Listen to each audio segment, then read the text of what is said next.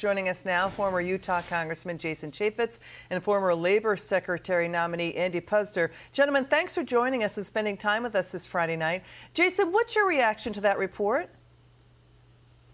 It's disgusting. I don't think it's legal. I agree, actually, with Nancy Pelosi. The whole idea that a president can unilaterally wave this away, I just don't think they're allowed to do that legally. I think they could have delayed payments, but to forgive those is wrong. I think it's further wrong to dismiss those and not forgive loans for those that are owned by private entities. But this is so inflationary in its approach. It's fundamentally wrong at its core, and it shouldn't be done. Why should I have to pay for somebody else's loan? There's no reason for that. And Andy, what Jason is saying, too, that what about people who paid off their loans? Or Joe the plumber, and people who went to trade schools who never went and got college tuition loans, you know? This would be the biggest expenditure by any president in modern history on something like this. Well, look, this was always pandering and vote buying. I think that the Biden administration thought that they were going to be able to get all these young Americans whose loans would be forgiven to vote for them and love them in the upcoming election.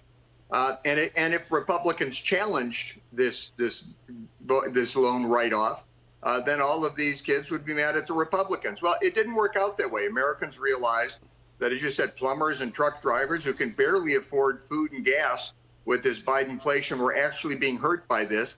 It became very unpopular. They got sued. They're going to lose. They're going to look bad. So Biden is backing off. And I think that the best indicator that this was political and it turned out to be a bad idea was Nancy Pelosi yesterday saying the president can't do this. It takes an act of Congress. Yeah, if this was a good political idea, she'd have never said that. Let's watch Nancy Pelosi talk about that. Watch.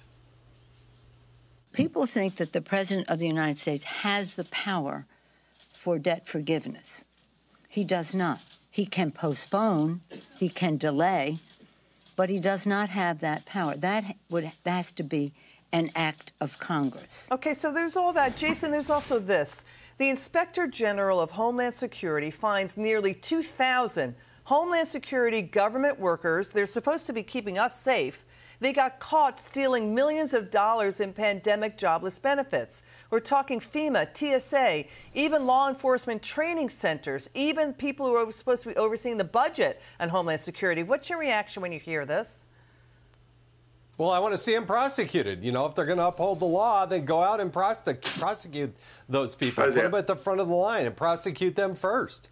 You know, so to what Jason is saying, you know, Andy, it was a look at just about 2,400 jobless claims. This could be even bigger. They found 2.6 million allegedly stolen. But again, this was a sample. This was cases of identity fraud, Homeland Security workers claiming bogus jobless claims in the name of a fellow worker. And nearly 3 dozen, look at this, workers even filed homeless unemployment claims, bogus claims from their own Homeland Security computer systems that they were working at, showing they were on the job. Yeah, look, the government's not very good at handling other people's money, and every dollar they have is actually other people's money. They're just, it's a private business. You couldn't get away with this. You know, you'd go out of business, you'd be sued, you'd be in court. But it's the government. They're incompetent when it comes to managing money like this, and this is one very good example of that incompetence. Jason and Andy, there's no, we don't lose our sense of outrage over this. I mean, Homeland Security is supposed to be protecting us, Jason, protecting the homeland, and now they're just stealing. And you know what? The federal government also isn't good at prosecuting one of its own. If they were serious about this and making an example, but they don't. You know that there are nearly 100,000 federal workers every year that don't pay their taxes. And do they ever get prosecuted? Do they ever get after? No, they don't.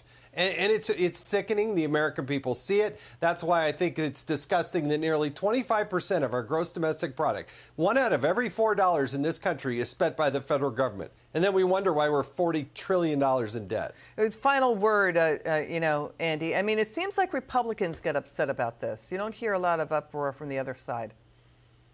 Well, no, they want bigger government. Look, government's too big. It's incompetent, and we need to shrink it. And it's not going to happen in the next 2 years with Biden in the Oval Office. But if we can get some Republicans in Congress, I think we can start to make some progress. This is Okay. a terrible situation. We are in trouble as a country. Jason Chaffetz, Andy Puzder, thanks for joining us tonight.